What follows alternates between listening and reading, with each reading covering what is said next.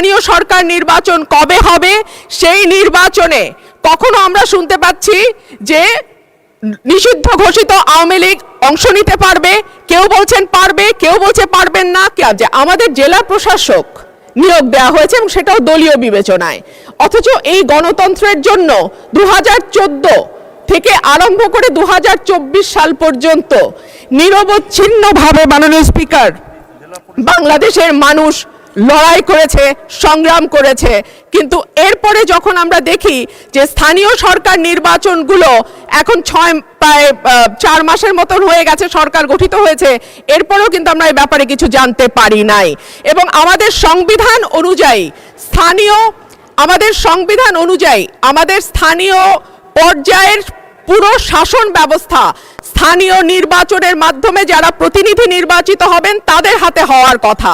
কিন্তু আমরা দেখতে পেলাম যে এই মন্ত্রণালয়ে যেই জেলা প্রশাসক নিয়োগ দেওয়া হয়েছে প্রতিটি জেলায়, তাদের অধীনে জেলাগুলো শাসিত হচ্ছে।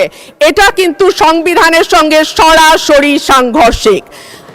সেই কারণে মাননীয় মন্ত্রীকে আজকে আমি পেলাম, ওনার মাধ্যমে আমি আপনার কাছে প্রশ্ন রাখছি যে এই স্থানীয় সরকার নির্বাচন কবে হবে, সেই নির্বাচনে কখনো আমরা শুনতে পাচ্ছি যে নিষিদ্ধ ঘোষিত আওয়ামী লীগ অংশ নিতে পারবে, কেউ বলছেন পারবে, কেউ বলছে পারবেন না, কেউ বলছে দলীয় প্রতীকে হবে না বলে, যারা ক্লিন ইমেজের আছেন তারা পারবেন। এই বিষয়গুলো যদি মাননীয় মন্ত্রী পরিষ্কার করতেন, আমার মনে হয় এখানে আমরা যারা সংসদ সদস্য আছি, রাজনীতির সঙ্গে যুক্ত, আমাদের যেমন বুঝতে সুবিধা হতো, একইভাবে স্থানীয় প্রশাসনে যারা রাজনীতি করেন, স্থানীয় পর্যায়ে যারা রাজনীতি করেন, তাদের জন্য বুঝতে সুবিধা হতো। ধন্যবাদ মাননীয় স্পিকার। ধন্যবাদ মাননীয় সদস্য। আমি এখন মাননীয় স্থানীয় সরকার পল্লী উন্নয়ন ও সমবায় মন্ত্রীকে ছাঁটাই প্রস্তাবগুলোর উপরে বক্তব্য রাখার জন্য আহ্বান জানাচ্ছি। ধন্যবাদ মাননীয় স্পিকার।